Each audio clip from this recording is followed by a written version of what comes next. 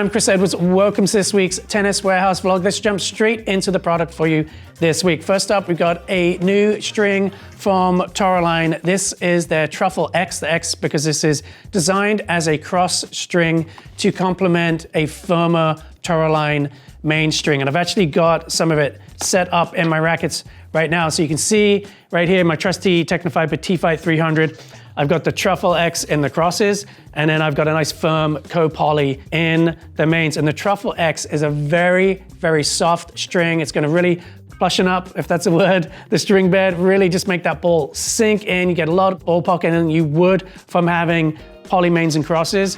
And it's also very slick, so it lets that main come out of position and snap back, give you that little kick out of the string bed, and that can help you generate some extra rotation on the ball as long as your angle of attack is pretty aggressive.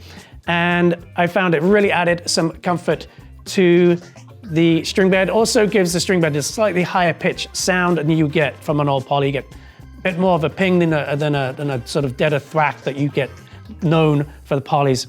Most polys have that pretty dead sound. This one kind of sparks it up a bit. And then I also tried it, even though it's supposed to be just a cross string, I tried it as a full set. So put half set in the mains, the other half set in the crosses, just so I could really feel the string. And it is very soft, really pockets the ball well. If you're looking for something very comfortable and more spin friendly than most multis, I think this would be a great way to go. So to improve the comfort, get good power, still good access to spin, I think you can play it in a full set as well. Be sure to check the packaging for guidelines for installation on that one. You have to be careful when you're tying off the knots. Okay, let's jump into some new rackets from Prince.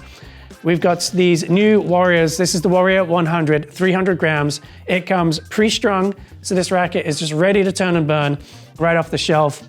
Really nice, easy playability. I think if you've got a beginner player who's a good athlete, maybe coming from other sports, who's just very athletic in general, the 300 gram one is great to go with. And if you're just looking at a killer deal on a nice performance racket, and you're an established sort of club level player, great way to go with this one. You can really tailor the playability of a racket with 100 square inch head size and 300 grams just with the string choice. So you can go multi-filament, natural gut, sin gut if you want to kind of juice up the power, have it nice and forgiving. If you're more of a grip it and rip it kind of player and you want to get more spin, 300 grams is heavy enough that you can put a poly in there. Just like we looked at earlier, you could try a hybrid as well, and you can get a little bit more spin and help you get that heavy rotation on the ball if you're that type of player. Okay, let's jump down a little weight class now. So still same head size, 100 square inches, but we're going to 285 grams. This one I would play gut, sin gut, multi-filament. Only I wouldn't go to the poly just because we're below 300 grams now. Keep it nice and comfortable. It's going to really add some nice power to go with the lightweight maneuverability of this racket. This is a good one for that player just getting started in the game of tennis because it's easy to maneuver and get the racket positioned. Going to really help them develop their swings. And then if you've got a smaller framed adult or maybe a junior just transitioning, looking for their first graphite racket, great way to go right there with that 285 gram version of the Warrior.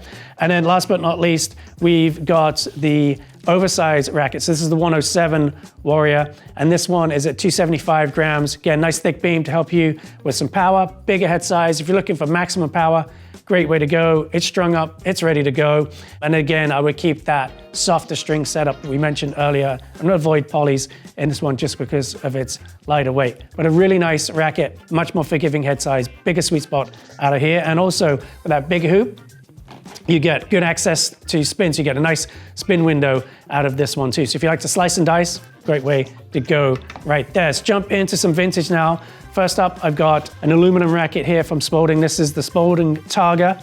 Really nice, classic looking aluminum racket. So right as wood was phasing out, graphite was coming in, there was a lot of aluminum rackets around, and the Spalding Targa was one of them. Right there, great condition on that one. And then last but not least, we've got early Moore series of rackets. This is the Moore Control DB. So it's got the double bridge. There's also a two-piece racket construction on this one. Quite a firm, crisp playing racket, not a ton of feel. I remember play testing this one back in the day, but very solid, easy to use racket. And that double bridge dampening design keeps it nice and comfortable out there on the court. Plastic still on the handle on this one. This one was held at Bosworth for testing by Martina Navratilova.